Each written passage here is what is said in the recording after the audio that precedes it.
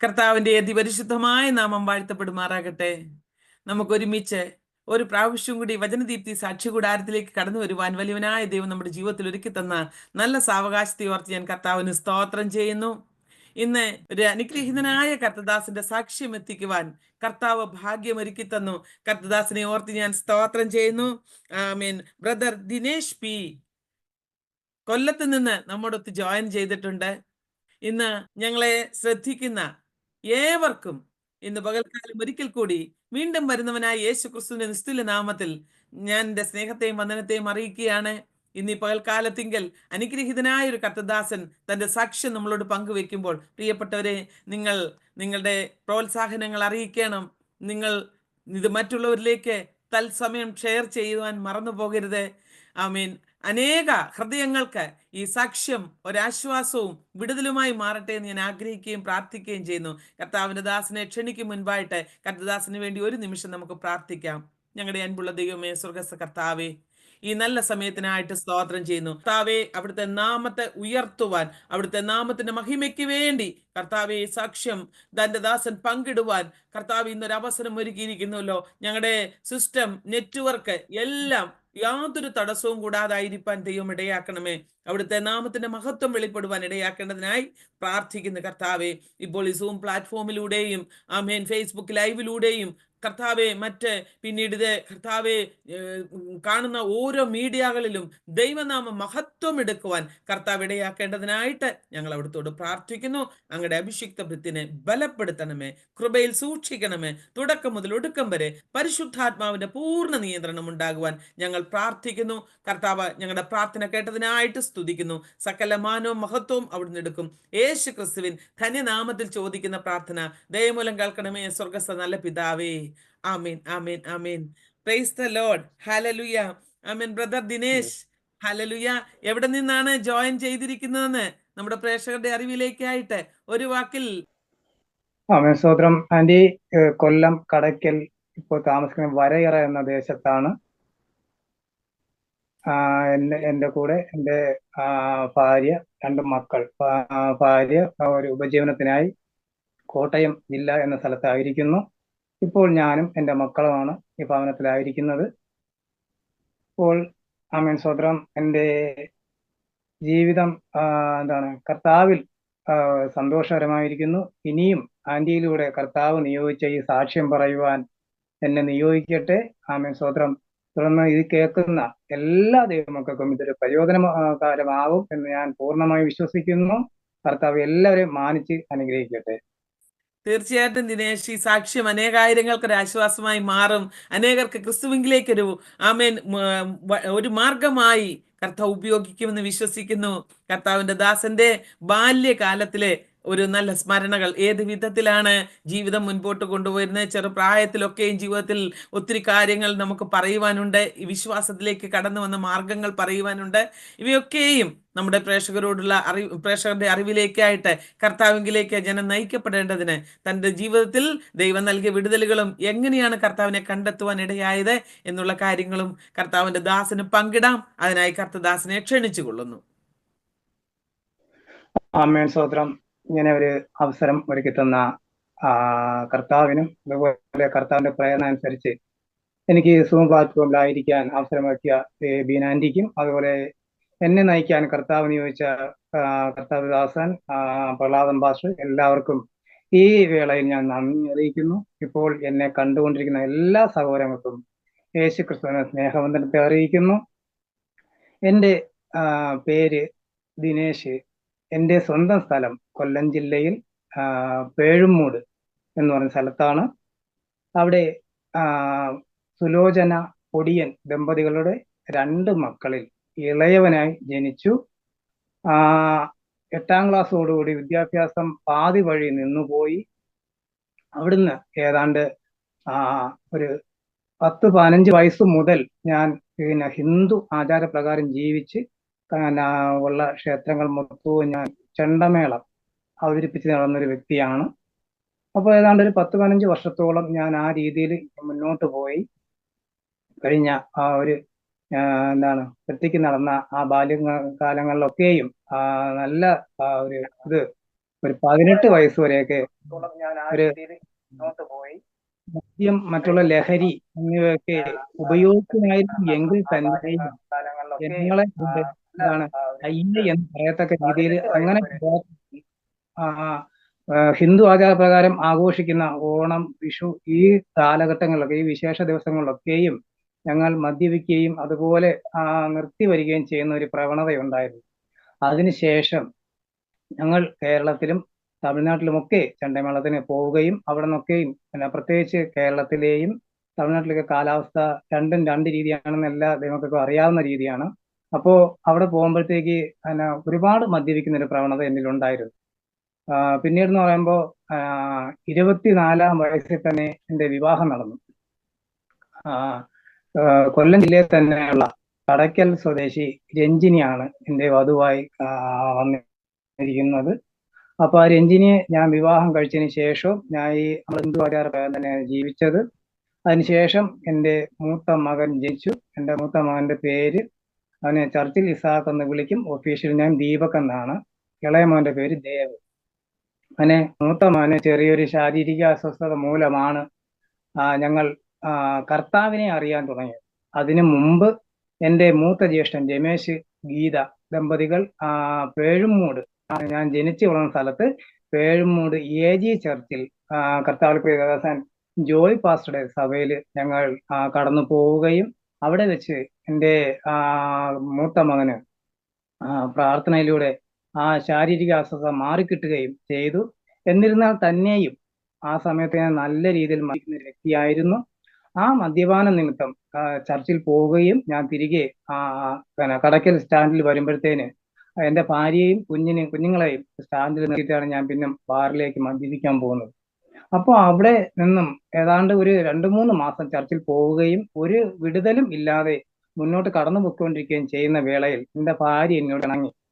കാരണം പിന്നെ അവർ ചർച്ചിൽ പോവുകയും മദ്യപിക്കുകയും ചെയ്യുന്ന നിങ്ങളെ കൊണ്ട് ഞാൻ എങ്ങനെ ചർച്ചിൽ പോകും എന്നുള്ള ഒരു പ്രവണതയിലേക്ക് എൻ്റെ ഭാര്യയും കടന്നു വന്നു.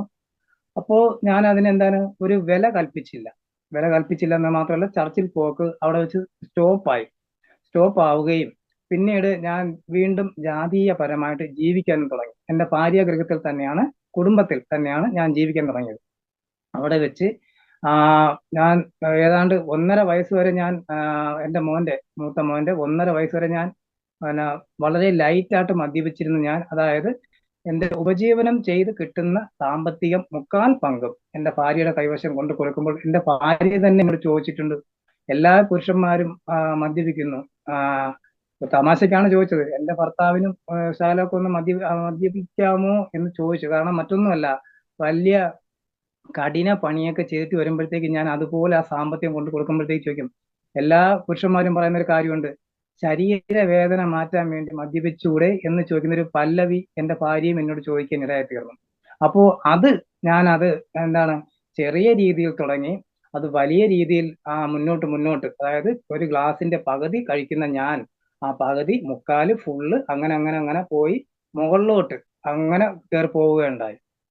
അങ്ങനെ ഇരിക്കുകയാണ് എൻ്റെ ഭാര്യ മാതാവിന് ഈ ബ്ലോക്ക് തലത്തിൽ ഒരു ഭവനം കിട്ടുകയും ഇവിടെ ഇപ്പോൾ ഞാൻ ആയിരിക്കുന്ന വരയറ എന്ന ദേശത്ത് ആ ഭവനത്തിൽ ഞങ്ങൾ കുടുംബമായിട്ട് താമസിക്കാൻ തീരുമാനമെടുക്കുകയും ചെയ്യുന്നു. അപ്പോഴും ഞാൻ താൽക്കാലികമായിട്ട് ചർച്ചിൽ പോക്ക് നിർത്തി വെച്ചിരിക്കുന്ന സമയമാണ്. മദ്യപിക്കുന്നത് കൊണ്ടാണ് എൻ്റെ ഭാര്യയും ചർച്ചിൽ പോകാതായിരുന്നത്. അപ്പോൾ ഞങ്ങളിവിടെ വരയറ എന്ന ദേശത്ത് ആ ഭവനത്തിൽ ഞാനും എൻ്റെ 2 പിഞ്ചു കുഞ്ഞുങ്ങളും, എൻ്റെ മൂത്ത മോൻ അന്ന് 3 വയസ്സും ഇളയ മോന് 1 വയസ്സും മാത്രമേ ഉള്ളൂ പ്രായം. ഈ വീട്ടിൽ ഇപ്പോൾ അപ്പുറം ഇപ്പുറം ഒരു വീടിന്റെ മൊത്തം 3 വീടുണ്ട്. ഞങ്ങൾ വന്ന് താമസം അതിന് ശേഷമാണ് മറ്റുള്ളവർ താമസമായത്. അപ്പോ ഞങ്ങളുടെ താമസമായതിനു ശേഷം ഞാൻ നല്ല രീതിയിൽ മദ്യപിക്കുന്ന ഒരു വ്യക്തിയായിരുന്നു. അങ്ങനെ മുന്നോട്ട് പോകവേ, നല്ല രീതിയിൽ മദ്യപിച്ച് മുന്നോട്ട് പോകവേ എന്താണ് ഞാനും എൻ്റെ മക്കളും പിന്നെ 2 ബെഡ്റൂം ഉണ്ടെങ്കിലും ഒരു റൂമിലാണ് അന്ന് ഹാള് മാത്രമേ വൃത്തിയാക്കിയിട്ടുണ്ടായിരുന്നുള്ളൂ. അപ്പോൾ ഞങ്ങൾ ഈ ഭവനത്തിൽ താമസിച്ചുകൊണ്ടാണ് ഈ ഭവനം വൃത്തിയാക്കിക്കൊണ്ടിരിക്കുന്നത്. അപ്പോൾ അന്ന് ഈ ഹാള് മാത്രമേ വൃത്തിയാക്കിയിട്ടുണ്ടായിരുന്നു. ഞാൻ ജോലിക്ക് കടന്നു പോവുകയും തിരികെ വരുമ്പോഴത്തേന് വീട്ടിലേക്കുള്ള സാധനങ്ങൾ വാങ്ങിച്ചുകൊണ്ട് വരുന്ന കൂട്ടത്തിൽ ഞാൻ നല്ല രീതിയിൽ മദ്യപിച്ചുകൊണ്ടാണ് ഞാൻ വരുന്ന കൂട്ടത്തിൽ തന്നെ ഒരു 7, 7:30, 8 മണിയാകുമ്പോൾ അവിടെ ഒരു ഹാളിൽ ഒരു ജനലുണ്ട്. ആ ജനലിലേക്ക് കാലും പൊക്കി എടുത്തു വെച്ച് ഞാൻ കസേര ചാരിയിരുന്ന ഒരു ഉറങ്ങുന്നൊരു പ്രവണത ഉണ്ടായിരുന്നു. ആ സമയത്ത് മക്കള് ഉറങ്ങും. ഉറങ്ങുമ്പോഴത്തേക്ക് എന്റെ ഈ ഉറക്കത്തിൽ ഞാൻ പല്ല് ചർമ്മയും പൊറുമുക്കുകയൊക്കെ ചെയ്യുമായിരുന്നു. അത് പിറ്റേന്ന് എന്റെ ഭാര്യ പറഞ്ഞാണ് ഞാൻ അറിയുന്നത്. അങ്ങനെ ഇരിക്കുകയാണ് എന്റെ ഈ പ്രവണത കൊണ്ട് ആവണം പൈശാചിക ശക്തി അതിന്റെ ഒരു ശല്യം ഉണ്ടാവുന്ന ഒരു രീതി. പിന്നെ പിറ്റേന്ന് വെളുപ്പിന് പല ദിവസങ്ങളിലും എന്റെ ഭാര്യ എന്നോട് പറയുവാനിടയായി തീർന്നു.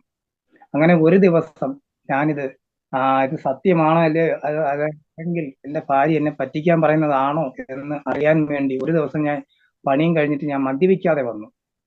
അന്നും ഇതുപോലെ അമ്മയും സ്വതന്ത്രം എന്താണ് പിന്നെ വീട്ടിന്റെ ബേക്ക് വശത്ത് ഈ കല്ലൊക്കെ വാരി എറിയുന്ന സൗണ്ടും അതൊക്കെ കേട്ട്.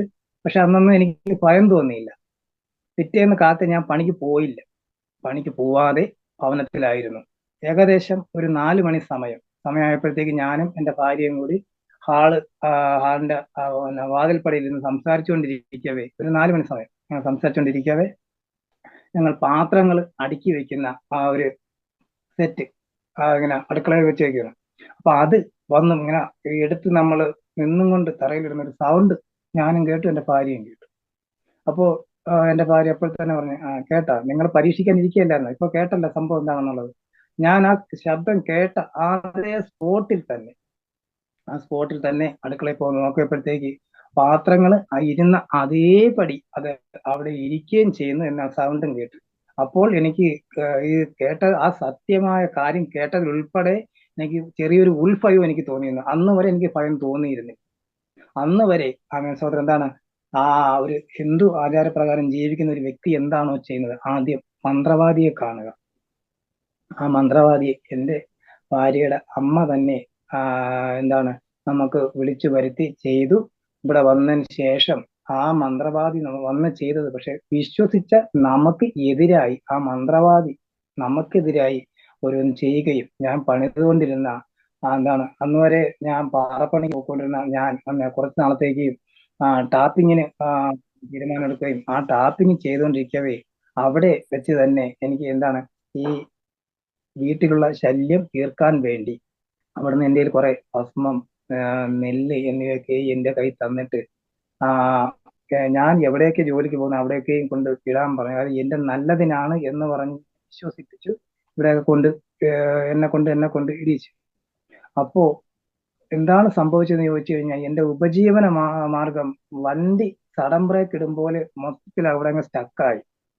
അങ്ങനെ സ്റ്റക്കായി ഏതാണ്ട് ഒരു മാസത്തോളം ഞാൻ പണിയില്ലാതെ തന്നെ വീട്ടിലായിരുന്നു. അപ്പോഴും ഈ ശല്യം ഇവിടെ ഇങ്ങനെ നമുക്ക് കിടന്നുറങ്ങാൻ പറ്റാതെ ഈ വീട്ടിൽ ഇങ്ങനെ തുടർന്നുകൊണ്ടിരിക്കുകയാണ്. അപ്പോൾ ഞങ്ങൾ എന്ത് ചെയ്യും, ഈ ശല്യം കാരണം കുഞ്ഞുങ്ങളെ കൊണ്ട് ഒരു 4 മണിയാകുമ്പോഴേ ഭാര്യാഗൃഹത്തിലേക്ക് കടന്നു പോകും. അവിടെ പോയാൽ അവിടെയും സ്വസ്ഥതയില്ല. കാരണം എന്റെ ഭാര്യയുടെ മൂത്ത ചേച്ചിമാരുടെ 2 ഭർത്താക്കന്മാരും നല്ല രീതിയിൽ മദ്യപിക്കുന്ന വ്യക്തികളായിരുന്നു.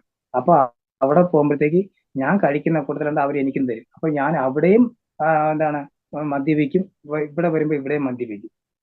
അങ്ങനെ കടന്നു പോകുമ്പോൾ ഒരു ദിവസം എന്റെ ആ സഹോദരി, എന്റെ കുഞ്ഞമ്മയുടെ മോള് ശോഭ ശോഭ സുരേഷ്, ശോഭയ്ക്ക് ഇത് എന്താണ് വിവാഹം കഴിച്ച് അയക്കുന്നത് അങ്ങ് വർക്കല ഏരിയയിലാണ്. അപ്പൊ അവിടെ അവരിവിടെ വന്ന് പിന്നെ കടയ്ക്കൽ ദേശത്ത് താമസമാക്കി. എന്റെ സഹോദരിയുടെ ഭർത്താവ് സുരേഷ്, അദ്ദേഹം ഒരു കൊത്തൻ മേശിരിയാണ്. അപ്പൊ അവന് വീടൊക്കെ ഉണ്ടാക്കുന്ന ഒരു മേശിരിയാണ്. അദ്ദേഹത്തിന്റെ കൂടെ പണി ചെയ്യുന്ന ഒരു ചേച്ചി, ആ ചേച്ചിയുടെ മകൻ ലഹരിക്കും മറ്റ് ലഹരി വിൽപ്പനകൾക്ക് അടിമയാണ്. അങ്ങനെ ആ അടിമ ആയ ആ സഹോദരൻ ഇവിടങ്ങളിൽ ഒത്തിരി കുഴപ്പങ്ങൾ ഉണ്ടാക്കിയതിന്റെ പേരിൽ ആ സഹോദരനോട് നാട്ടിലിറങ്ങി നടക്കാൻ പറ്റാത്തൊരു അവസ്ഥയായി. അങ്ങനെ ആ നാട്ടിൽ ഇറങ്ങി നടക്കാൻ പറ്റാത്തൊരു അവസ്ഥയിൽ അവനെ എങ്ങനെയെങ്കിലും രക്ഷിക്കണം സുരേഷ് എന്ന് പറഞ്ഞപ്പോൾ എന്റെ സഹോദരി ഭർത്താവും പോയിക്കൊണ്ടിരിക്കുന്ന നമ്മുടെ ചർച്ച് പാസ്റ്റർ പ്രഹ്ലാദൻ പാസ്റ്റർ, ഇപ്പോഴത്തെ നമ്മുടെ പാസ്റ്ററോട് കാര്യം പറയുകയും ഇവിടെ ആ സഹോദരിയുടെ വീട്ടിൽ പോകാൻ വരുന്ന വഴിക്ക് ഇവിടെ അപ്പോൾ ഞങ്ങളുടെ വീട് കടന്നു വേണം ആ സഹോദരിയുടെ വീട്ടിലേക്ക് കടന്നു പോകാൻ. അപ്പോൾ വന്ന വഴിക്ക് എന്നെ കാണുകയും ഹെൽമറ്റ് ഇവിടെ ഒന്ന് വെച്ചോട്ടെ എന്ന് എന്നോട് ചോദിക്കുകയും ചെയ്തു.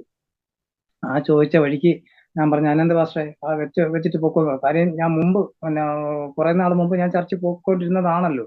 അപ്പൊ ആ ഒരു ഇത് വെച്ച് ഞാൻ പറഞ്ഞു, പാസ്റ്റർ കുഴപ്പമില്ലാതെ വെച്ചേക്കാൻ പറഞ്ഞു. അപ്പൊ ഞാൻ പാസ്റ്റർക്ക് ഇത് കടന്നു പോകുമ്പോഴും ഞാൻ മദ്യപിച്ചിട്ടുണ്ട്. ആ മദ്യപിക്കുന്നതിന്റെ മുകളിലാണ് ഞാൻ പാസ്റ്റർ അടുത്ത് ഇവിടെ, എന്നിട്ട് ഞാൻ കടന്നു പോകുമ്പോൾ ഞാൻ പറയുന്നുണ്ട്, പാസ്റ്റർ തിരിച്ചു പോകുമ്പോഴത്തേക്ക് ഇവിടെ കയറി പ്രാർത്ഥിക്കണം എന്ന് ഞാൻ പറയുകയും ചെയ്യുന്നുണ്ട്.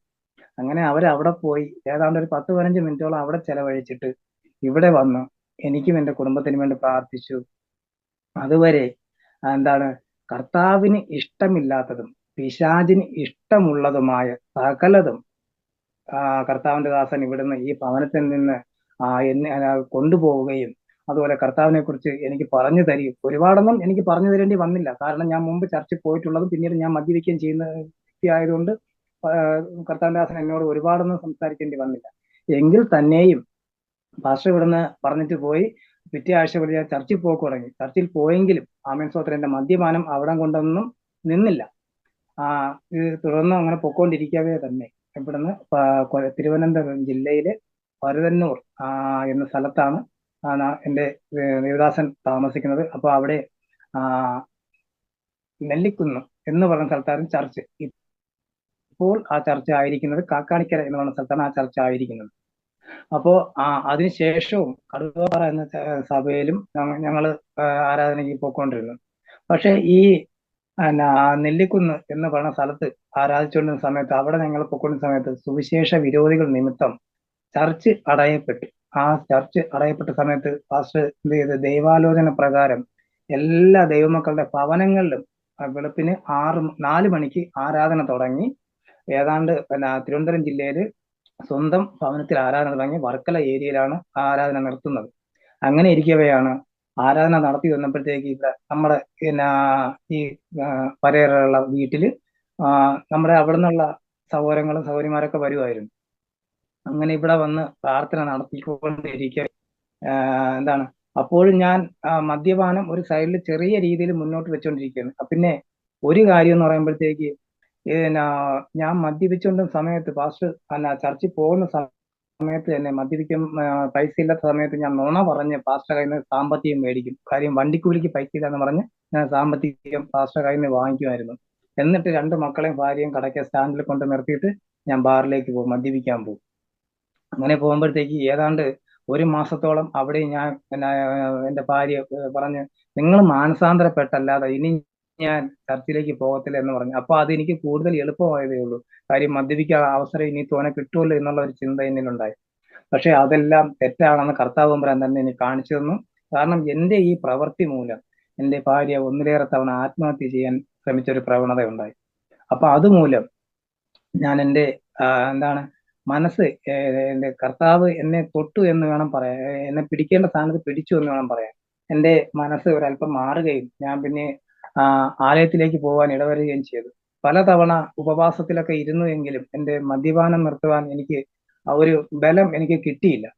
പക്ഷേ ഇതെല്ലാത്തിലും ഉപരിയായിട്ട് മദ്യപാനം നിർത്താൻ ഒരു ദിവസം 3 ദിവസത്തെ ഉപവാസത്തിൽ ഇരുന്നപ്പോഴത്തേന് ആമേ സ്വത്രം എന്താണ്, ഇരിക്കുന്നതിന്റെ തലയ്ക്കും ദിവസം ഈ 3 ദിവസം പിന്നെ ഉപവാസം ഇരിക്കാൻ തീരുമാനമെടുക്കുന്നതിന്റെ തലയ്ക്കും ദിവസം ഞാൻ ടാപ്പിങ് കഴിഞ്ഞ് വരുന്ന സമയത്ത് ആഹാരം കഴിക്കാനിരുന്നു. അപ്പോൾ ഞാൻ എന്താണ്, ഞാനന്ന് തീരുമാനമെടുത്തിരിക്കുകയാണ്, ഇന്ന് മുതൽ ഞാൻ മദ്യപിക്കില്ല, അപ്പൊ നാളെ മുതൽ ഞാൻ ഉപവാസത്തിൽ ഇരിക്കുകയാണെന്നും പറഞ്ഞു ഇരുന്നു.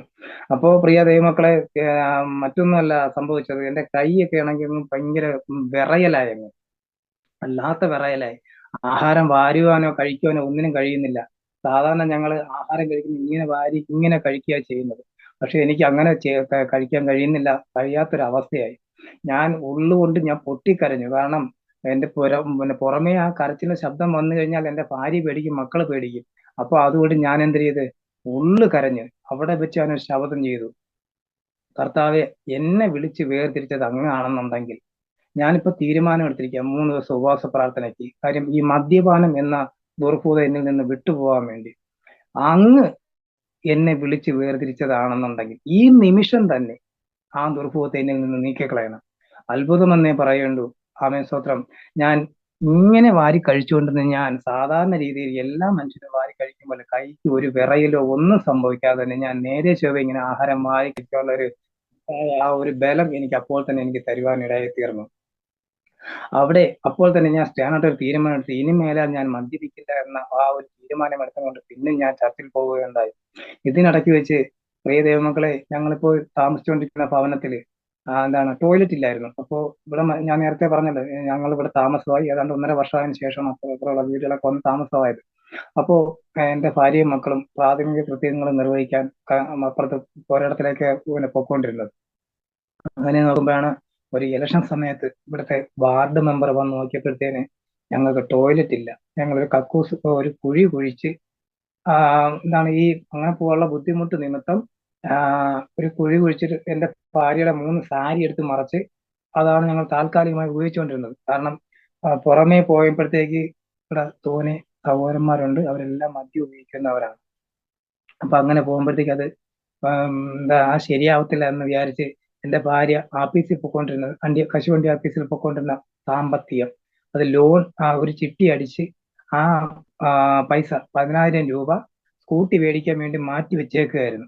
അങ്ങനെ ആ പൈസ ഞാൻ എടുത്തിട്ട് ഞാൻ പറഞ്ഞു, ഇത് നമുക്ക് തൽക്കാലം സ്കൂട്ടി വാങ്ങിക്കണ്ട, നമുക്ക് ഒരു ടോയ്ലറ്റ് പണിയാന്ന് പറഞ്ഞ് എടുത്ത് മാറ്റി വെച്ചിരുന്നു. ആ ടോയ്ലറ്റ് പണി പക്ഷെ ആ ഒരു കുഴി എടുത്ത് ക്ലോസറ്റും ഫിറ്റ് ചെയ്തിട്ട് ഞങ്ങൾ 4 തൂണും കുഴിച്ചിട്ട് എന്താണ് അത് ഉപയോഗിച്ചുകൊണ്ടിരിക്കുകയായിരുന്നു. അങ്ങനെയാണ് വാർഡ് മെമ്പർ ഇവിടെ വന്ന് ഇത് കാണുകയും ഞങ്ങൾക്കൊരു പിന്നെ ടോയ്ലറ്റ് പണിയാനുള്ള സാമ്പത്തികം ഞങ്ങൾക്ക് അനുവദിക്കുകയും ചെയ്തത്. അപ്പോഴൊന്നും ഓർക്കണം, ഞാൻ മദ്യപാനം പൂർണ്ണമായി നിർത്തിയിരിക്കുന്ന സമയമാണ്. അപ്പോ ഇവിടെ പണിയാൻ വരുന്ന എല്ലാ സഹോദരന്മാരും മദ്യപിക്കുന്ന സഹോദരന്മാരാണ്, മേശിരിമാര് വരുന്ന കംപ്ലീറ്റ്. അപ്പോൾ ഇതിങ്ങനെ പണിഞ്ഞുകൊണ്ടിരിക്കവേ തന്നെ ഒരു ദിവസം കൊണ്ട് ആ ടോയ്ലറ്റിന്റെ പണിയെല്ലാം കഴിഞ്ഞു. ഏതാണ്ട് 6-6:30 മണിയായപ്പോൾ ഇതെല്ലാം കഴിഞ്ഞത്. ആ കഴിഞ്ഞ സമയത്ത് എല്ലാവരും കുളിക്കാൻ വേണ്ടി ഇവിടെ തൊട്ടടുത്തൊരു കുളമുണ്ട്. ആ കുളത്തിലേക്ക് പോവുകയും എന്താണ് പിറ്റേന്ന് പിന്നെ ടോയ്ലറ്റിന്റെ പണി കഴിയുന്നത് ശനിയാഴ്ച, പിറ്റേന്ന് ഞായറാഴ്ച. അതായത് ആ സുവിശേഷ വിരോധികൾ വന്ന് നമ്മുടെ ചർച്ച് അടയപ്പെടുന്നതിന്റെ ആ സമയത്തുള്ള സംഭവങ്ങൾ. അങ്ങനെ അത് പാസ്റ്റർ അവിടുന്ന് ആരാധന കഴിഞ്ഞ് ഇങ്ങനെ വന്നുകൊണ്ടിരിക്കുന്ന സമയം. അങ്ങനെ ഒരു 6:30 മണി ആയപ്പോഴത്തേക്ക് കുളിക്കാൻ പോവുകയും അവിടെ വെച്ച് ഈ സഹോദരന്മാര് എനിക്കും കൂടെ മദ്യം ഒഴിച്ചു തരുന്ന ഒരു പ്രവണതയുണ്ടായി. അപ്പൊ ഞാൻ ആദ്യമൊക്കെ വേണ്ട എന്ന് പറയുകയും പിന്നീട് ഞാൻ എന്ത് ചെയ്ത്, ഈ കഴിക്കുന്ന മദ്യം പിറ്റേന്ന് വെളുപ്പാങ്ങ കാലത്തെ അതിന്റെ എഫക്റ്റ് മാറുമല്ലോ എന്നുള്ള ചിന്ത എന്നെ ബാധിച്ചു. ആ ഒരു പൈശാചിക എന്റെ എന്റെ തലച്ചോറിലേക്ക് പിന്നും മിന്നി മാഞ്ഞു. ആ സമയം അവിടെ വെച്ച് തന്നെ ആ 2 ഗ്ലാസ് മദ്യം ഞാൻ വീണ്ടും ഒഴിച്ച് കഴിക്കുകയും അതുപോലെ കുളിച്ച് റെഡിയായി ഇനി വരികയും ചെയ്തു. അപ്പോൾ മറ്റൊരു പ്രത്യേകത എന്ന് പറയുമ്പോഴത്തേക്ക് ഞാൻ മദ്യപിച്ചിട്ട് വരുമ്പോഴത്തേന് എന്റെ ഭാര്യയ്ക്ക് നല്ല എല്ലാവർക്കും മനസ്സിലാകും. കാര്യം ഞാൻ അറിയാതെ ഞാൻ ചിരിച്ചു പോകും. കുളിച്ചിട്ട് വന്നപ്പോഴത്തേക്ക് എന്റെ പുഞ്ചിരി കണ്ട് എന്റെ ഭാര്യയ്ക്ക് മനസ്സിലായി ഞാൻ മദ്യപിച്ചിട്ടുണ്ട്. അപ്പോ ഇത് പാസ്റ്റർക്ക് പറയാൻ പറ്റില്ല. കാര്യം എന്ന് പറയുമ്പോഴത്തേക്ക് ഞാൻ മദ്യപാനം നിർത്തി സ്നാനപ്പെട്ട ഒരു വ്യക്തിയാണ്. എന്നിട്ടാണ് ഞാൻ പിന്നെ 2ാം ട്രിപ്പ് ഞാൻ ഈ ടോയ്ലറ്റിന്റെ പണിയുടെ കഴിഞ്ഞിട്ട് ഞാൻ മദ്യപിക്കുന്നത്. അപ്പൊ എന്റെ ഭാര്യ എന്നോട് ഒന്നും ചോദിക്കുകയോ പറയുകയോ ഒന്നും ചെയ്യാതെ ഞങ്ങൾ ആഹാരം കഴിച്ച് പോയി ആഹാരമൊക്കെ കഴിച്ചിട്ട് കിടന്ന് ഏതാണ്ട് ഒരു 12 മണിയോട് അടുത്തപ്പോഴത്തേക്ക് എന്റെ ഭാര്യ എന്നെ ഇങ്ങനെ തട്ടി വിളിച്ച് കുറെ നേരം തട്ടി വിളിച്ചപ്പോഴത്തേക്ക് ഞാൻ എഴുന്നേറ്റ് എന്താ കാര്യം എന്ന് ചോദിച്ചു. അപ്പോ മക്കളെ സംഭവിച്ച കാര്യം മറ്റൊന്നുമല്ല, പിശാജ് വന്ന് എന്റെ ഭാര്യയുടെ സംസാര ശേഷി നഷ്ടപ്പെടുത്തിക്കുന്നു. പുള്ളി എഴുന്നേറ്റ് നിന്ന് സംസാരിക്കാൻ കഴിയാതെ അങ്ങ് കണ്ണീര് ധാരധാരയായിട്ട് അങ്ങ് ഒഴുകുകയാണ്. എന്ത് പറയണം എങ്ങനെ പറയണം എന്ന് എനിക്ക് അറിയത്തില്ല. എനിക്ക് പാസ്റ്റർ വിളിക്കണമെങ്കിൽ തന്നെ എന്റെ ഭാര്യയുടെ സംസാരശേഷി നഷ്ടപ്പെട്ടു എന്ന് പറഞ്ഞാൽ അത് എങ്ങനെ നഷ്ടപ്പെട്ടു എന്ന് എനിക്ക് വിവരിക്കേണ്ടി വരും. അപ്പോ എന്തായാലും ഞാൻ അത് മദ്യത്തിന്റെ ലഹരിയിലാണെങ്കിൽ തന്നെ ഞാൻ അപ്പോഴിരുന്ന് പ്രാർത്ഥിക്കുകയാണ്. കാര്യം ദൈവത്തോടൊന്ന് പ്രാർത്ഥിക്കുക. മദ്യത്തിന്റെ ലഹരിയിലിരുന്ന് പ്രാർത്ഥിക്കുന്ന പ്രാർത്ഥന ദൈവം കേൾക്കും? ഒരിക്കലുമില്ല. ഞാനങ്ങനെ എന്തായാലും എന്റെ ഭാര്യനെ ഞാൻ ഒരു വിധത്തിൽ പറഞ്ഞ് സമാധാനിപ്പിച്ചു. ഇനി മേലെ ഞാൻ ചെയ്യത്തില്ലെന്ന് പറഞ്ഞ് സമാധാനിപ്പിച്ചു. അപ്പോ പിറ്റേന്നും ഈ പരതന്നൂരുള്ള സഹോദരന്മാരും ഇവിടെയാണ്, ഈ കടക്കൽ ഏരിയയിലാണ് വന്ന് ഏറെക്കുറെ ഉള്ളവരും ആരാധന കഴിക്കുന്നത് ഒരു 10 മണിയാകുമ്പോഴത്തേന്. അപ്പോൾ എന്റെ ഭാര്യ കാലത്ത് എഴുന്നേറ്റ് പാസ്റ്ററും എല്ലാവരും വരുമെന്നുള്ള ആ ഒരു ചിന്തയിൽ എഴുന്നേറ്റ് ആഹാരം ഉണ്ടാക്കുന്നു. എല്ലാം കാലത്തെ പതിവ് ജോലി മേഖലയിൽ എന്റെ ഭാര്യ ഏർപ്പെട്ടിരിക്കുന്നു. അപ്പോൾ ഞാനിത് എന്റെ ഭാര്യയ്ക്ക് സംസാരിക്കാൻ കഴിയില്ല, ആ നിമിഷം വരെ സംസാരിക്കാൻ കഴിയുന്നില്ല. അപ്പോൾ ഏതാണ്ട് 10 മണിക്ക് കറക്റ്റ് പാസ്റ്റർ എന്റെ ഭവനത്തിൽ വരും പ്രാർത്ഥനയ്ക്ക്. അപ്പൊ ഏതാണ്ട് 9:45 എന്റെ നെഞ്ച് പടപടാ പിടിക്കാൻ തുടങ്ങും. കാരണം ഇവിടെ വന്ന് സംസാരിക്കുമ്പോഴത്തേക്ക് എന്റെ ഭാര്യ സംസാരിച്ചില്ല എന്നുണ്ടെങ്കിൽ പാസ്റ്റർ ആ നിമിഷം തന്നെ പഴയതുപോലെ തെളിച്ചു പോകാൻ സാധ്യതയുണ്ട്. കാരണം മദ്യപാനം നിർത്തി സ്നാനപ്പെട്ട ഒരു വ്യക്തിയാണ് ഞാൻ. പിന്നും എങ്ങനെ എന്തിനിത് ചെയ്തു എന്ന് ചോദിച്ചു കഴിഞ്ഞാൽ അത് പിന്നെ പാസ്റ്റർ ഒരിക്കലും ഇങ്ങോട്ട് കടന്നു വരത്തില്ല. ആ സമയത്ത് ഏതാണ്ട് ഒരു 9:30 കഴിഞ്ഞ സമയത്ത് ഞാൻ ബൈബിൾ എടുത്തും കൊണ്ട് ഇവിടെ വന്നിരുന്ന് എന്റെ ഹാളിൽ വന്നിരുന്ന് ഞാൻ വായിക്കാനും പ്രാർത്ഥിക്കാനും തുടങ്ങി. അപ്പോഴേക്ക് ഞാൻ ഇടയ്ക്കിടയ്ക്ക് ഞാൻ വിളിച്ച് ചോദിക്കും, ആ, ആ, ഞാൻ പേരാണ് രഞ്ജിനെ, അവിടെ എന്തിനാ എവിടെയും ചോദിക്കും. അപ്പോഴത്തേക്ക് വന്ന് ഒന്നും ആയില്ല എന്നിങ്ങനെ കാര്യം സംസാരിക്കാനുള്ള ശേഷി അപ്പോഴും തിരിച്ചു കിട്ടിയില്ല. എന്റെ ഉള്ളു കാളി. കാരണം 9:45 ആയപ്പോഴത്തേക്ക് പാസ്റ്റർ വണ്ടി ബൈക്ക് ഞങ്ങളുടെ ഈ വീട്ടിൽ നിന്ന് ഏതാണ്ട് ഒരു 10 ചുവട് അങ്ങോട്ട് വെളിയിലോട്ട് പോകുമ്പോഴത്തേക്ക് റോഡായി. ആ റോഡിന്റെ അവിടെ ഒരു 9:45 ആയപ്പോഴത്തേന് ആ റോഡ് സൈഡിൽ പാസ്റ്റർ ബൈക്കും മറ്റുള്ള സഹോദരങ്ങളുടെ ബൈക്കും വന്ന് നിൽക്കുന്ന ഒരു കാഴ്ച ഞാൻ കണ്ടു. എന്റെ ഉള്ളു കാളി. ഞാൻ എന്ത് പറയും, എന്ത് മറുപടി പറയും? ദൈവമക്കളെ, സംഭവിച്ചത് മറ്റൊന്നുമല്ല. ഏതാണ്ട് 9:50 ആയപ്പോഴത്തേന് ആമേൻ സ്തോത്രം, ഞാൻ ഇവിടുന്ന് ബൈബിൾ വായിച്ച് പ്രാർത്ഥിക്കുന്നു. അപ്പോഴും ഞാൻ ഉള്ളു നൊന്ത് കരഞ്ഞു. ഇനി മേലാൽ എന്റെ ഭാര്യയും മക്കളെയും ആരെങ്കിലും വന്ന് പിടിച്ചു വെച്ചിട്ട് എന്നെ കൊണ്ട് ലഹരി ഉപയോഗിക്കാൻ പറഞ്ഞാൽ ഞാൻ ആ നിമിഷം എന്നെ കൊന്നു കളഞ്ഞാൽ പോലും എനിക്ക് ദൈവത്തിന് ഇഷ്ടമില്ലാത്ത ഒരു കാര്യവും എനിക്ക് വേണ്ട എന്ന് ഞാൻ അവിടെ വെച്ച് ഞാൻ സ്റ്റേനത്തെ തീരുമാനമെടുത്തു. അത്ഭുതം എന്ന് പറയട്ടെ, പാസ്റ്റർ വന്ന് ഇപ്പം 3 സ്റ്റെപ്പ് ഉണ്ട്. ആ 1ാമത്തെ സ്റ്റെപ്പിൽ ചവിട്ടി അവിടെ നിന്ന് പ്രൈസലോട് പറഞ്ഞപ്പോഴത്തേക്ക് മുമ്പേ പ്രൈസലോട് മറുപടി പറഞ്ഞ എന്റെ ഭാര്യയാണ്. കർത്താവിന്റെ വലിയൊരു വിടുതൽ. ആമേൻ സ്വതന്ത്രം. ആ നിമിഷം തന്നെ എന്റെ ഭാര്യയ്ക്ക് സംസാരശേഷി തിരിച്ചു കിട്ടുവാൻ കർത്താവ് വലിയ വിടുതൽ എനിക്ക് അവിടെ തരുവാൻ ഇടയാക്കിയിരുന്നു. പക്ഷേ തലയ്ക്കുന്ന ദിവസം നടന്ന സംഭവമോ അതുപോലെയുള്ള സംഭവമോ പാസ്റ്റർ ഒന്നും അറിഞ്ഞിട്ടില്ല. ഞാനത് പറഞ്ഞത് അതേ വർഷം നടന്ന ആ ഒരു ന്യൂ ഇയർ പ്രോഗ്രാമിലാണ് ഞാൻ ആ സാക്ഷ്യം എന്റെ കർത്താവിന്റെ ദാസന്റെ മുമ്പിലും അനേക ദൈവമക്കളുടെ മുമ്പിലും ഞാൻ വെച്ച് ആ സാക്ഷ്യം പറയാൻ ഇടയാക്കിയിരുന്നത്. അതിനുശേഷം പ്രിയ ദൈവമക്കളെ, തുടർന്ന് ഇങ്ങോട്ടുള്ള യാത്രകളിൽ ആമേൻ സ്തോത്രം എന്താണ്, ഒരു ദൈവവേദിയിൽ എങ്ങനെ മുന്നോട്ട് പോകണമോ അത് ആ ഒരു ചിന്തയിൽ ആമേൻ സ്തോത്രം കടന്നു പോകുന്ന ആ ഒരു വേളയിൽ തന്നെ ആമേൻ സ്തോത്രം ആരൊക്കെ മദ്യപിക്കുന്നു അവർക്കൊക്കെയും എന്റെ അനുഭവം പറഞ്ഞു കൊടുത്ത് ആമേൻ സ്തോത്രം ആലയത്തിലേക്ക് കൊണ്ടുവരാനുള്ള ഒരു കൃപ അവിടെ നിൽക്കുകയും കർത്താവ് മുമ്പിൽ എനിക്ക് തരികയും പിന്നീട് ഇന്ന് വരെ എന്തൊക്കെ സംഭവിച്ചിട്ടുണ്ടോ അവിടെ എല്ലാം കർത്താവിനെ ഉയർത്താനുള്ള ഒരു എന്താണ് ഒരു കൃപ എനിക്ക് ദൈവം തരികയും ചെയ്തു. ആമേൻ സ്തോത്രം. നേരത്തെ ആന്റി ചോദിച്ചതുപോലെ ഞാനത് വെട്ടി തുറന്ന് പറയാണ്. കാരണം ഒരു ദൈവത്തെ അറിഞ്ഞ ഒരു ദൈവ പൈതൽ ഒരിക്കലും ചെയ്തു കൂടാത്തൊരു കാര്യം, നമ്മൾ എന്ത് പ്രവൃത്തിയിൽ ഏർപ്പെടുന്നോ അത് ദൈവാലോചന ചോദിക്കാതെ ചെയ്തു കഴിഞ്ഞാൽ പ്രിയ ദൈവമക്കളെ നമുക്കത് തിരിച്ചടി തന്നെയാകും. കാരണം എന്റെ ഭാര്യ ഇന്ന് ഇവിടെ ഇല്ലാത്തതിന്റെ കാരണം ഉപജീവനത്തിന് ഞാൻ എന്റെ ഭാര്യ കോട്ടയം ജില്ലയിലായിരിക്കുന്നു എന്ന് പറഞ്ഞതിന്റെ കാര്യം മറ്റൊന്നുമല്ല. ഞങ്ങള് ദൈവത്തെ അറിഞ്ഞു കഴിഞ്ഞാൽ ഞങ്ങളുടെ ബന്ധുക്കളാവട്ടെ സുഹൃത്തുക്കളാവട്ടെ ആരെങ്കിലും സാമ്പത്തിക ഇടപാടിനായിട്ട് ഞങ്ങളെ സമീപിച്ചു കഴിഞ്ഞാൽ പ്രിയ ദൈവമക്കളെ ഞങ്ങൾ ദൈവത്തോട് ആലോചന ചോദിക്കാതെ ആർക്കും ഒരു രൂപ പോലും സാമ്പത്തികം എടുത്തു കൊടുക്കുകയോ ഒന്നും ചെയ്യരുത്. അഥവാ ഞങ്ങളുടെ കയ്യിൽ എന്തെങ്കിലും ഉണ്ടെങ്കിൽ അത് എടുത്തു കൊടുത്ത് സഹായിക്കുക. കാരണം ഞങ്ങൾക്ക് അങ്ങനെ ദൈവാലോചന ചോദിക്കാതെ ചെയ്തതിന്റെ പേരിലാണ് ഇന്ന് എന്റെ ഭാര്യ എന്റെ കൂടെ ഇല്ലാതെ അന്യദേശത്തേക്ക് കടന്നു പോകേണ്ടി വന്നത്. അമ്മേ സ്വത്രം. ഇത് ഞാൻ പറഞ്ഞ മറ്റൊന്നിനുമല്ല, നമ്മുടെ മുമ്പിൽ ഒരുപാട് വലിയ വലിയ എന്താണ് ഭീമാകാരമായ വലിയ ദോഷം, ഇത് ഒരല്പനേരത്തേക്കുള്ള സന്തോഷം പിശാച് കൊണ്ടുവയ്ക്കും ഒരു ദൈവത്തിനെ തെറ്റിക്കാൻ. കാരണം നമുക്ക് വചനം വായിക്കുമ്പോഴറിയാം, കർത്താവ് 4-ാം യാമത്തിൽ കടലിന്റെ നടുവിലൂടെ നടന്നു വന്ന സമയത്ത് എവിടെയും എടുത്തിയാന്ന് പ്രകൃതക്കാരനാണ് പത്രോസ്. കർത്താവ് അങ്ങാകുന്നു എങ്കിൽ എനിക്കും കടലിന് നടുവിലൂടെ മീതെ വെള്ളത്തിന് മീതെ നടന്നു വരാനുള്ള ഒരു ബലം കൃപ എനിക്ക് തരണം, എനിക്ക് അങ്ങ് പറയണമെന്ന് പറഞ്ഞപ്പോ പത്രോസിനോട് നടന്നു വരാൻ പറഞ്ഞു. ആ നിമിഷം തന്നെ പടകിൽ നിന്നിറങ്ങി നടന്ന് യേശുവിന്റെ അടുത്തേക്ക് പോയപ്പോഴത്തേക്ക് കർത്താവിനേക്കാൾ വലുതായിട്ട് തിര വരുന്നതായിട്ട് പത്രോസിന്റെ കണ്ണിൽ കാണിച്ചു. ആ ഒരു നിമിഷത്തിലാ പത്രോസ് വെള്ളത്തിലേക്ക് താഴ്ന്നു പോകാൻ ഇടയാക്കുന്നത്. ഈ ഒരു നിമിഷം മതി സഹോദരങ്ങളെ ഞങ്ങൾ പിശാചിന്റെ പിടിയിലായി തീരുവാൻ. ഞാൻ പറഞ്ഞത് മറ്റൊന്നുമല്ല, ഒരു നമ്മുടെ ബന്ധുക്കളായിരുന്നാലും സുഹൃത്തുക്കളായിരുന്നാലും അവർക്ക് നല്ല സാമ്പത്തിക ഇടപാട് ഞങ്ങളെ കൊണ്ട് ആവശ്യമുണ്ടെങ്കിൽ സന്തോഷത്തോടെ പറഞ്ഞു കൊടുക്കുക. പ്രിയ സഹോദര സഹോദരി, ഞങ്ങളെ വിടുവിച്ച ഒരു കർത്താവുണ്ട്. ആ കർത്താവിനെ ഞാൻ പരിചയപ്പെടുത്തി തരാം. അത് ഞങ്ങൾ ഏത് പ്രതിസന്ധിയിലായിരുന്നാലും നിങ്ങളെ വിടുവിക്കാൻ പ്രാപ്തന.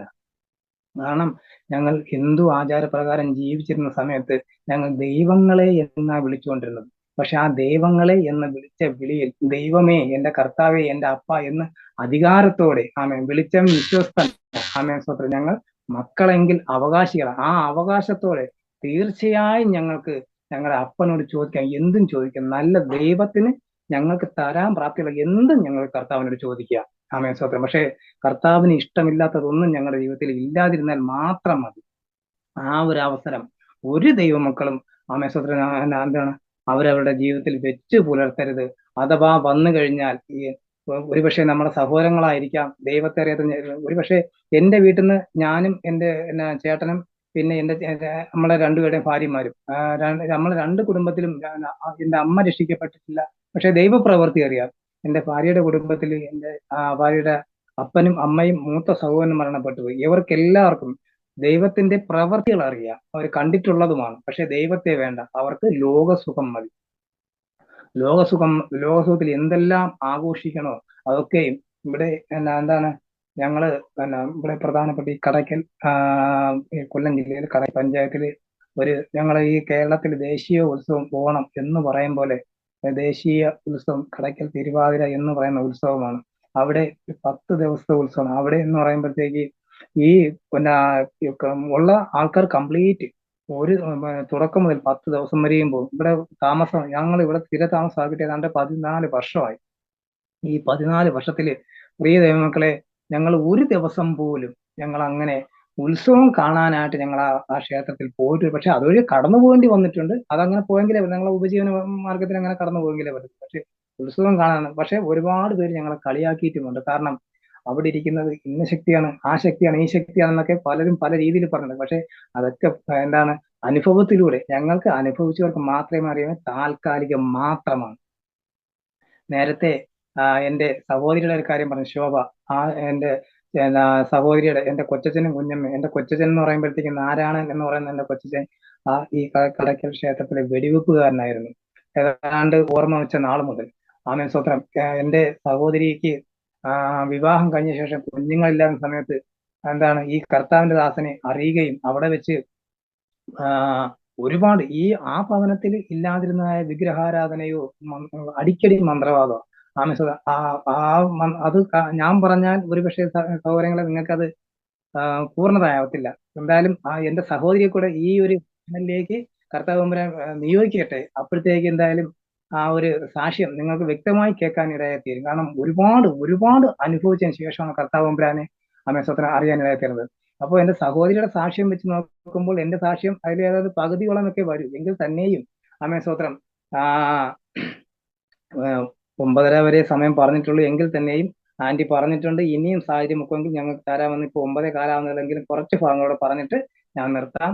പക്ഷെ എന്താണ് ഇതിലൊക്കെയും ഉപരിയായിട്ട് ഞങ്ങൾ കടന്നു പോകുന്ന ആ ആലയത്തിലേക്ക് ഇപ്പോൾ ഞാൻ നേരത്തെ ദൈവാലോചന ഇല്ലാതെ നമ്മൾ സാമ്പത്തിക ഇടപാട് ഒന്നും നടത്തരുത് എന്ന് പറഞ്ഞ കാര്യം മറ്റൊന്നുമല്ല.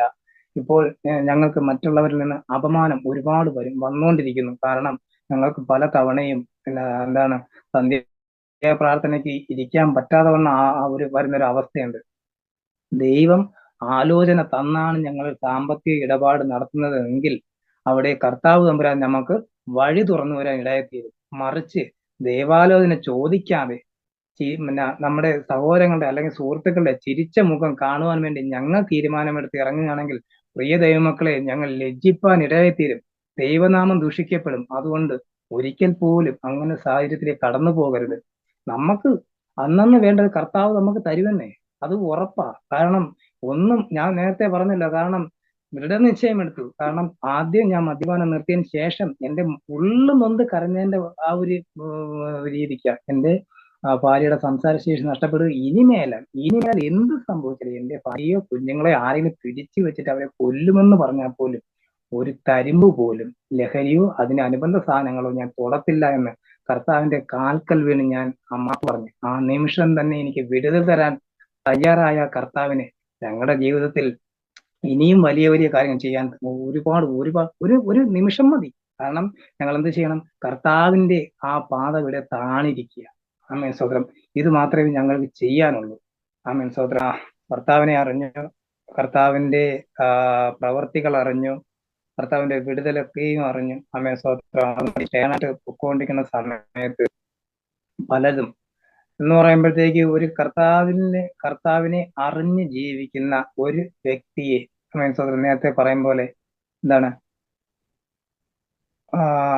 നമ്മൾ താമസിക്കുന്ന ഈ വീട്ടിന്റെ ഫ്രണ്ടിൽ അതായത് എനിക്ക് ആദ്യം ഒരു സംശയം ഉണ്ടായിരുന്നു. എങ്ങനെ കർത്താവിന്റെ ദാസന്മാർ പ്രാർത്ഥിച്ചാൽ മാത്രമേ കർത്താവ് വിടുതൽ നൽകത്തുള്ളൂ, അതോ ദൈവത്തിൽ വിശ്വസിക്കുന്ന ആര് പ്രാർത്ഥിച്ചാലും വിടുതൽ നൽകുമോ എന്നുള്ളൊരു ഒരു സംശയം എന്നിലുണ്ടായിരുന്നു.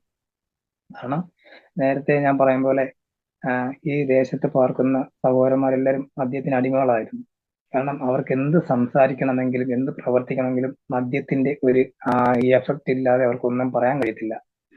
ഞങ്ങൾ ഇവിടെ ഇങ്ങനെ താമസിക്കുമ്പോഴത്തേക്ക് അപ്പുറത്ത് താമസിക്കുന്ന ആ വ്യക്തികളുടെ ദുർമന്ത്രവാദത്തിന്റെ ആൾക്കാരാണ്. അപ്പൊ അവരിലൂടെ ആ വ്യക്തികളിലൂടെ അവിടെ സഹോദരന്റെ മക്കള് ഇവിടെ ഇറങ്ങി വരുമായിരുന്നു. അപ്പൊ ഇവിടെ തൊട്ട് താഴെ ഒരു മാവുണ്ട്. ആ മാവിന്റെ ചുവട്ടിലാണ് അവർ വന്നിരുന്ന് മദ്യപിക്കുന്നതും മറ്റു കാര്യങ്ങളൊക്കെ പറയുന്നത്. കാരണം ഞങ്ങളുടെ കാര്യം ഞാൻ മദ്യപാനം എല്ലാം നിർത്തി ഞങ്ങൾ സ്ഥിരമായിട്ട് പള്ളി പോവുകയും പ്രാർത്ഥന നടത്തുകയും ദൈവാസനം ഇവിടെ വരികയും ഒക്കെ ചെയ്യുന്ന സമയമാണെന്ന് അവർക്ക് എല്ലാവർക്കും അറിയാം. അങ്ങനെ ഇവിടെ വരുമ്പോഴത്തേക്ക് അവരൊക്കെ മദ്യപിച്ച് അവിടെ ഇരുന്ന് കേട്ടാൽ അറയ്ക്കുന്ന തെറി ഭാഷകൾ അവർ പരസ്പരം. കാരണം അപ്പൊ എന്താണ് സംഭവിക്കുന്നത്? ഈ പിശാച് അവരെ ഉപയോഗിക്കുന്നു. എങ്ങനെ? എന്നെ ദേഹോപദ്രവം ഏൽപ്പിക്കാനുള്ള ഒരു വഴിയാണ് അവർ പിശാച് അവരിലൂടെ നോക്കിക്കൊണ്ടിരുന്നത്. ഒരു ദിവസം ഇതേപോലെ അവര് വന്ന് മദ്യപിച്ച് എന്നെ ഒന്ന് ഇളക്കാൻ വേണ്ടി, അതായത് അവരുടെ സംസാരം കേട്ട്, കാരണം എന്റെ 2 കുഞ്ഞുങ്ങളുണ്ട്, എന്റെ ഭാര്യയുണ്ട്, അപ്പൊ മറ്റുള്ളവരൊന്നും അത് മൈൻഡ് ചെയ്യത്തില്ല. കാരണം സ്ത്രീകൾക്ക് വിളിച്ചു കഴിഞ്ഞാൽ ആണായി പറഞ്ഞ ആരും നോക്കിക്കൊണ്ടിരിക്കില്ല എന്നുള്ള രീതിക്ക് ഞാൻ പ്രതികരിക്കാൻ വേണ്ടി ഞാനും എന്റെ ഭാര്യയും കേൾക്കാൻ തക്കവണ്ണം അവര് തെറി അഭിഷേകം നടത്തുകയാണ്. അങ്ങനെ അപ്പൊ അവര് പരീക്ഷിക്കരുത്. കാരണം ഇറങ്ങി എന്തെങ്കിലും പറയുമ്പോഴത്തേക്ക് എന്നെ ദേഹോദ്രവം ഏൽപ്പിക്കണം. അപ്പൊ എന്തായാലും പലതവണ, ഒന്നിലേറെ തവണ ദൈവത്തിന്റെ വിടുതൽ അറിഞ്ഞ ഞാൻ കർത്താവിനോട് ആലോചന ചോദിച്ചു, ഞാൻ എന്താണ് വേണ്ടത്? അപ്പോൾ എനിക്ക് ആലോചന മാത്രമല്ല, നീ മിണ്ടാതിരിക്കുക, യുദ്ധം യഹോവയ്ക്കുള്ളത്, ഞാൻ യുദ്ധം ചെയ്യും, നീ ഇന്ന് പ്രാർത്ഥിക്കുക. ഞാൻ ആ കർത്താവിന്റെ വിടുതൽ നേരിട്ട് കാണാൻ വേണ്ടി ഞാൻ ഇപ്പോൾ ഇരിക്കുന്ന റൂമിൽ വന്നിരുന്നു കൊണ്ട് രഹസ്യമായിട്ട് പ്രാർത്ഥിക്കുകയും ഈ ഇവിടുത്തെ എന്റെ ഇടത് ഭാഗത്ത് ഒരു ജനലുണ്ട്, ആ ജനൽ തുറന്നിട്ട് ഞാൻ അങ്ങോട്ട് നോക്കിക്കൊണ്ടാണ് ഞാൻ പ്രാർത്ഥിക്കുന്നത്. കാരണം കർത്താവിന്റെ വിടുതൽ അമേസൂത്രം യവനിലൂടെ നടക്കുന്നത് എനിക്കും കാണണം. കാരണം അവര് ശാന്തമായിട്ട് മാറിപ്പോകാൻ വേണ്ടിയാണ് ഞാൻ പ്രാർത്ഥിച്ചത്. ഇപ്പോൾ തന്നെ ആ പ്രാർത്ഥിക്കുന്ന സെക്കൻഡിൽ തന്നെ അവിടെ വിടുതൽ നടക്കുകയും ആമേൻ ആ സാക്ഷ്യം ഞാൻ എന്റെ കർത്താവിന്റെ ദാസനെ പരമേൽപ്പിക്കുകയും ചെയ്തു. അന്ന് മുതൽ ആമേൻ എന്താണ്, അവര് എന്നെ പിന്നീട് പല പല ക്രിസ്ത്യൻ പേരൊക്കെ ഇട്ട് എന്നെ കളിയാക്കി വിളിക്കും. എങ്കിൽ തന്നെയും എന്റെ ഇതിനിടയ്ക്ക് വെച്ചാണ് എന്റെ ഭാര്യയ്ക്ക്, എന്റെ ഭാര്യയുടെ മാതാവിന് ഹാർട്ട് കംപ്ലൈന്റ് 3 ഹോള് അങ്ങനെ കാണുവാനിടയായി തീർന്നു. മെഡിക്കലിൽ SAT-യിലുള്ള ചികിത്സയാണ്. അപ്പൊ ഞങ്ങള് ആലയത്തിൽ പൊക്കോണ്ടിരിക്കുന്ന സമയത്താണ് ഇത് സംഭവിക്കുന്നത്.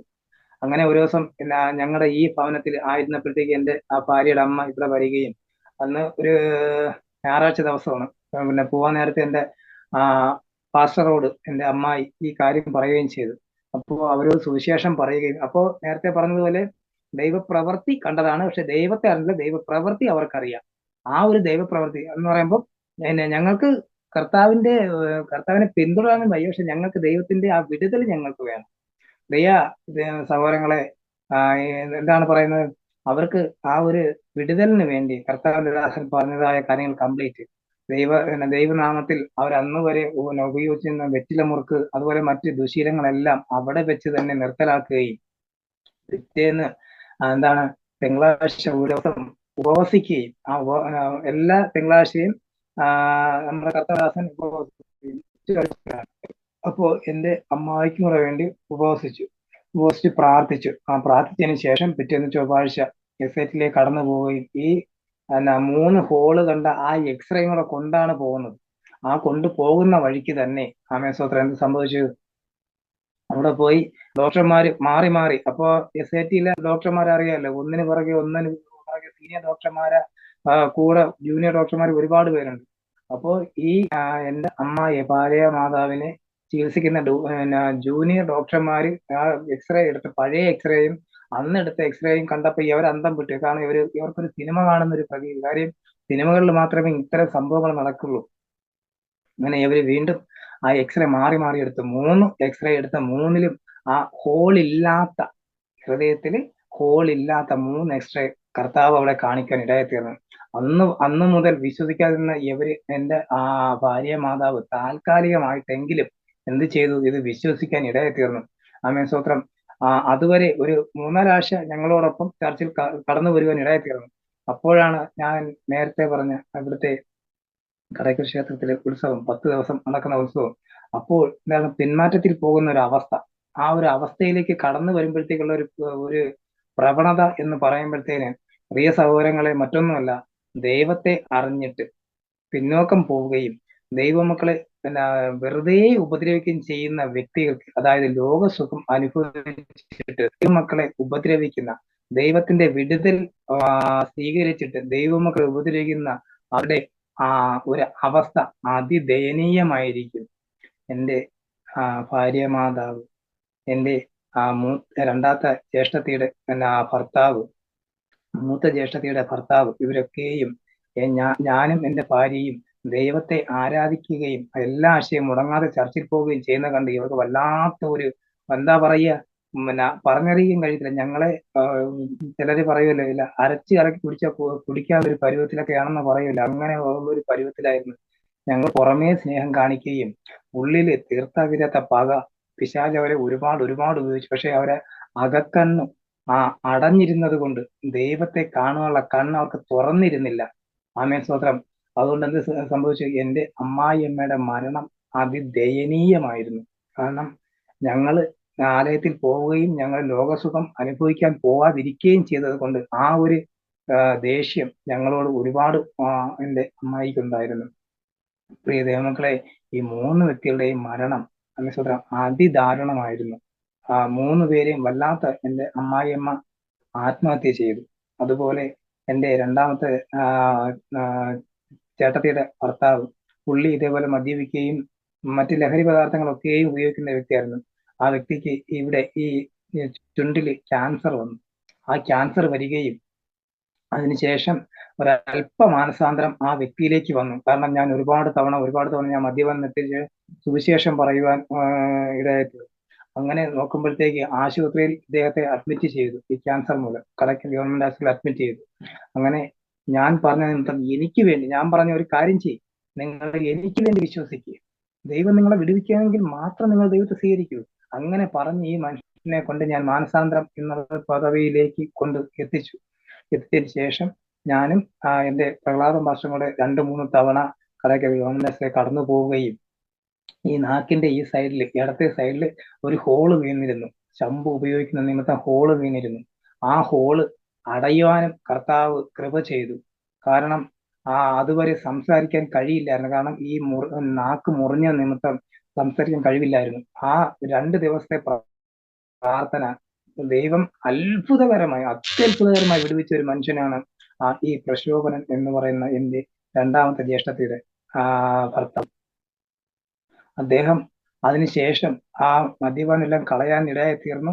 അങ്ങനെ സംഭവിച്ചതിന് ശേഷം അദ്ദേഹത്തിന്റെ ഭാര്യ, ഞാൻ നേരത്തെ പറയുമ്പോൾ പോലെ അവര് ആഭിചാരം വെച്ച് ഉപയോഗിക്കുന്ന ഒരു കുടുംബമാണ്. അപ്പോൾ ഇദ്ദേഹത്തിന് സുഖമായി വരുന്നു എന്ന് കണ്ടപ്പോഴത്തേക്ക് ആ കുടുംബത്തിലുള്ളവർ തന്നെ ആഭിചാരം ചെയ്യുകയും ആഭിചാരം ചെയ്ത നെൽമണി, ഭസ്മം, കറുത്ത ചരട് എന്നിവയെല്ലാം ഈ മനുഷ്യൻ കിടക്കുന്ന ബെഡിനിടയിൽ, അതായത് അവൻ ആശുപത്രിയിൽ കൊണ്ടുപോയി ഇതിങ്ങനെ സ്ഥാപിക്കുകയും ചെയ്തു. കാരണം ഈ മനുഷ്യൻ 2 വള്ളത്തിൽ ചവിട്ടിയാൻ നിൽക്കുന്നത്. കാരണം എനിക്ക് വേണ്ടിയാ ദൈവത്തിൽ വിശ്വസിച്ച് നിൽക്കുന്നത്. 3-ാം ദിവസം ഈ മനുഷ്യൻ പിശാചിന് പിടികൊടുത്ത് മരണത്തിന് ഇടയായി തീർന്നു. അമ്മേ സ്തോത്രം. എന്നിരുന്നാൽ പോലും അവരുടെ രണ്ടാമത്തെ അദ്ദേഹത്തിന്റെ മരണത്തിന് ശേഷമാണ് എൻ്റെ അമ്മായി മരണപ്പെടുന്നത്. അമ്മായി ഇതുപോലെ കർത്താവിന്റെ വിടുതൽ വാങ്ങിച്ചിട്ട് ദൈവത്തെ സ്വീകരിക്കാൻ തയ്യാറല്ല. പക്ഷെ അവർക്ക് ദൈവത്തിന്റെ വിടുതലും വേണം, ലോകസുഖം അനുഭവിക്കുകയും വേണം. ആമേ സ്തോത്രം. അങ്ങനെ ഇരിക്കവെയാണ് എൻ്റെ ഭാര്യ തൊഴിലുറപ്പിനും പൊക്കൊണ്ടിരിക്കുന്ന സമയത്താണ്, അതായത് നമുക്ക് കടബാധ്യതയൊന്നും ഇല്ലായിരുന്ന സമയം. ഇപ്പോഴാണ് ഞങ്ങൾക്ക് ഏതാണ്ട് ഈ ഒരു 1.5 വർഷം ആയതിനു ശേഷമാണ് ഞങ്ങൾ ദൈവാലോചന ചോദിക്കാതെ ഇതിങ്ങനെ ആൾക്കാരെ, നമ്മളെ സഹോദരങ്ങളെ, സുഹൃത്തുക്കളെ സഹായിക്കാൻ പോയതിന്റെ നിമിത്തമാണ് ഞങ്ങളിപ്പോൾ ഈ കടബാധ്യതയിലായിരിക്കുന്നത്. അതിനു മുമ്പ് ഞങ്ങൾ കടബാധ്യത ഒന്നും ഇല്ലായിരുന്നു. ഞങ്ങൾ സന്തോഷകരമായി, എനിക്ക് ടാപ്പിംഗ് ആണ് ജോലി, ആ ജോലിയൊക്കെ ചെയ്ത് ഞങ്ങൾ സന്തോഷകരമായി പൊക്കോണ്ടിരിക്കുകയായിരുന്നു. അതില് എൻ്റെ ഭാര്യ ഇതുപോലെ തൊഴിലുറപ്പ് സ്ഥലത്ത് ഇങ്ങനെ വീണ സമയത്ത് എൻ്റെ ആശുപത്രിയിൽ കിടന്നപ്പോഴത്തേക്ക് നടുവിന് ചെറിയൊരു വെട്ടലുണ്ടായിരുന്നു. അപ്പോൾ ചെറിയൊരു കണ്ണി ഇളകിപ്പോയെന്ന് സംശയം ഉണ്ടായിരുന്നു.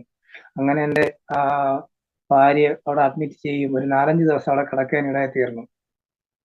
പ്രിയ സഹോദരങ്ങളെ, ഞാൻ ഈ സാക്ഷ്യം പറഞ്ഞത് മറ്റൊന്നുമല്ല, എത്ര പേർക്ക് ഇത് ഉൾക്കൊള്ളാനാവും എന്നുള്ളത് എനിക്ക് അറിയാൻ കഴിയത്തില്ല. കാരണം അത്രത്തോളം നികൃഷ്ട സ്വഭാവമായിരുന്നു. ആരെയും ഒരിക്കലും ഞാൻ കുറ്റം പറയുകയോ നോവിക്കുകയോ ഒന്നുമല്ല.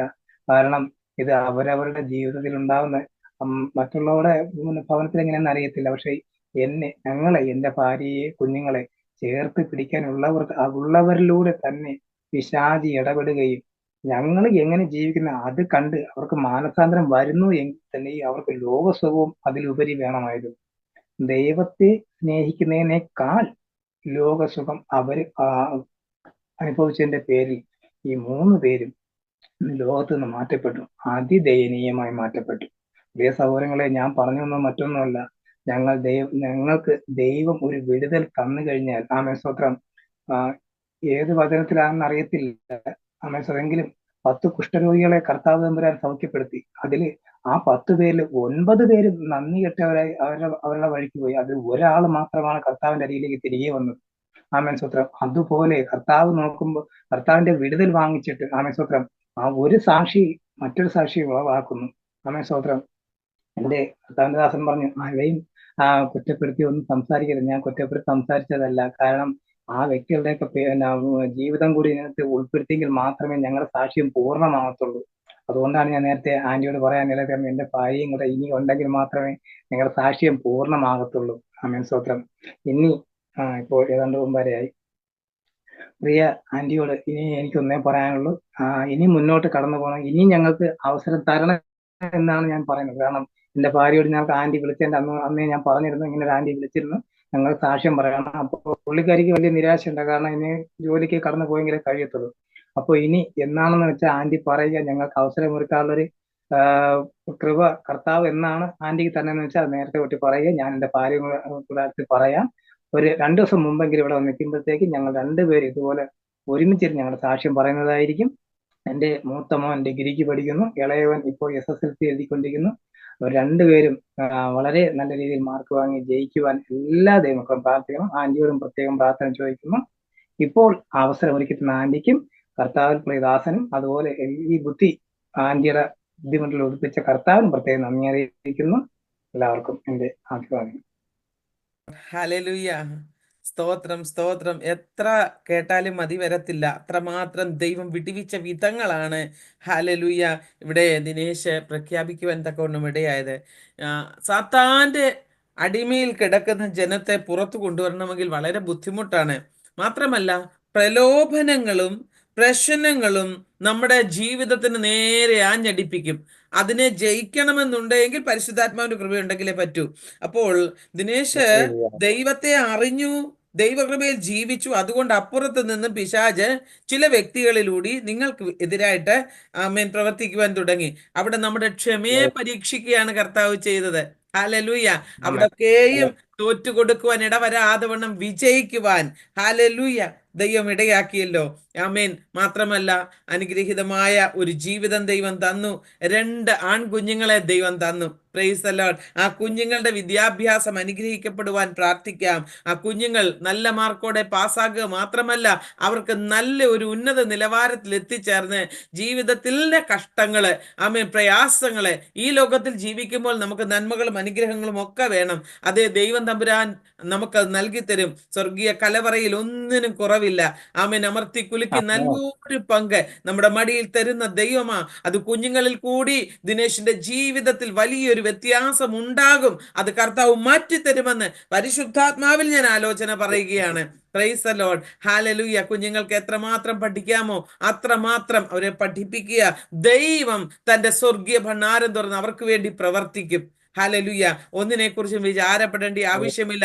സകല വിഷയങ്ങളെയും സ്തോത്രത്തോടെ അവനെ അറിയിക്കുക അത്രയെന്നാണ് തിരുവചനത്തിൽ നമ്മൾ വായിക്കുന്നത്.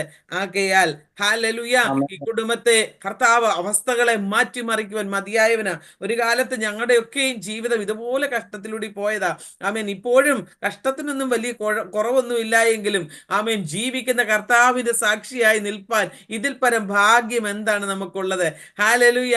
ആമേൻ. ഞാൻ പറയട്ടെ, ഒരു കഴുതയുടെ മുകളിലാണ് കർത്താവ് യെരൂശലേം ദേവാലയത്തിലേക്ക് ആ തെരുവീഥിയിലൂടെ പോയത്. കർത്താവിന് വേണേ ഒരു കുതിരയെ ആമേൻ ഹല്ലേലൂയ വിളിക്കാമായിരുന്നു, അല്ല മറ്റ് ആനപ്പുറത്ത് വേണേ കയറി പോകാമായിരുന്നു. എന്തുകൊണ്ടാണ് ഒരു കഴുതിയുടെ മേൽ വാഹനമേറിയത്? ആർക്കും വേണ്ടാതെ കെട്ടപ്പെട്ട് കിടന്ന കഴുതിയ.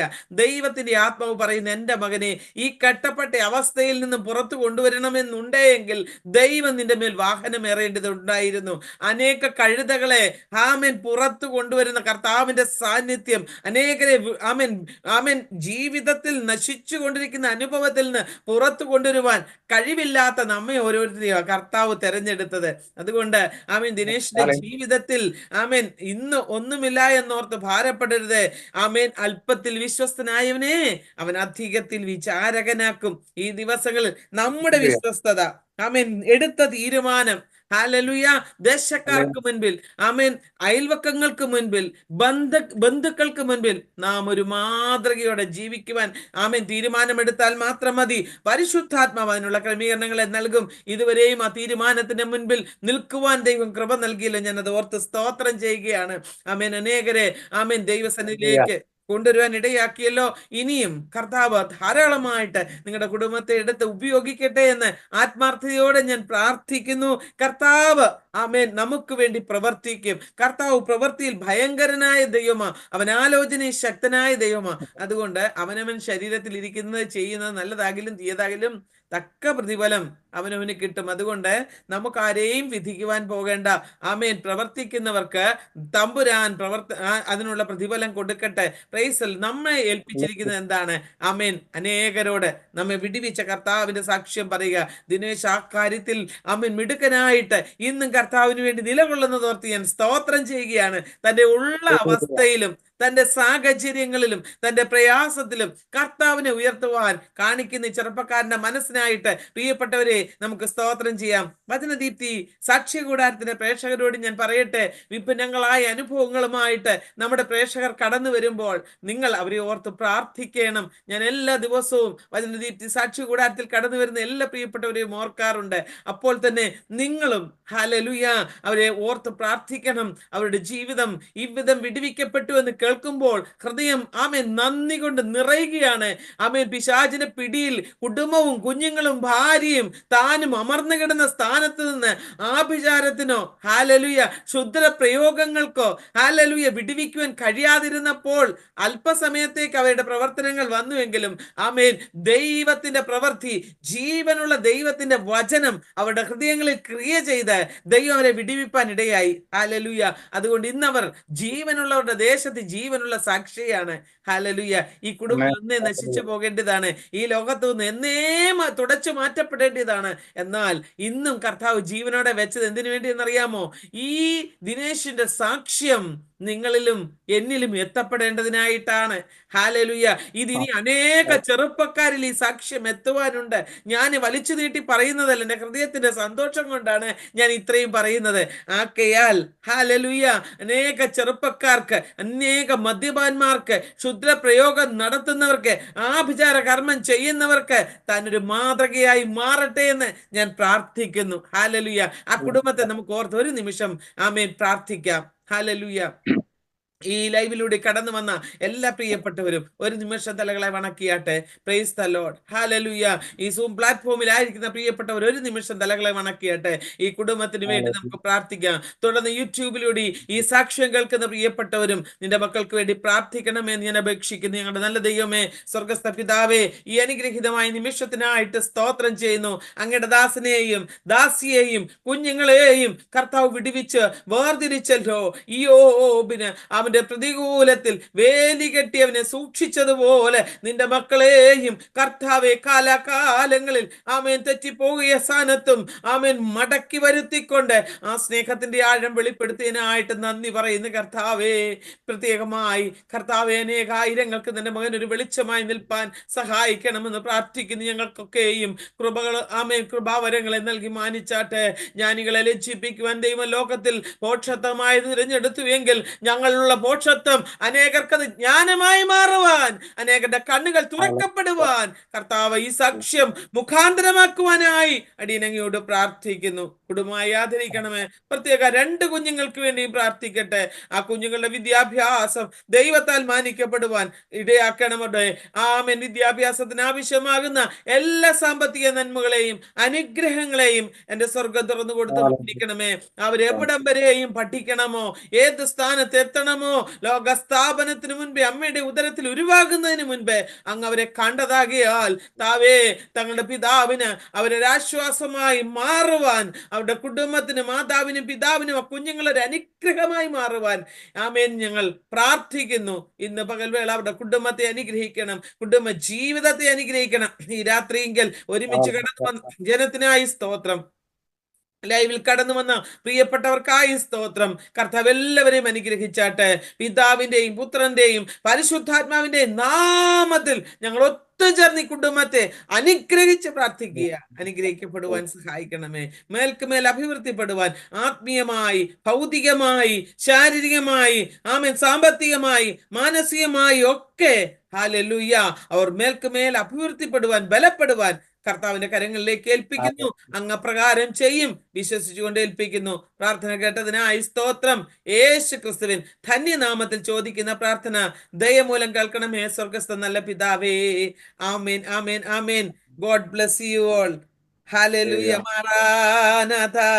ആമേൻ.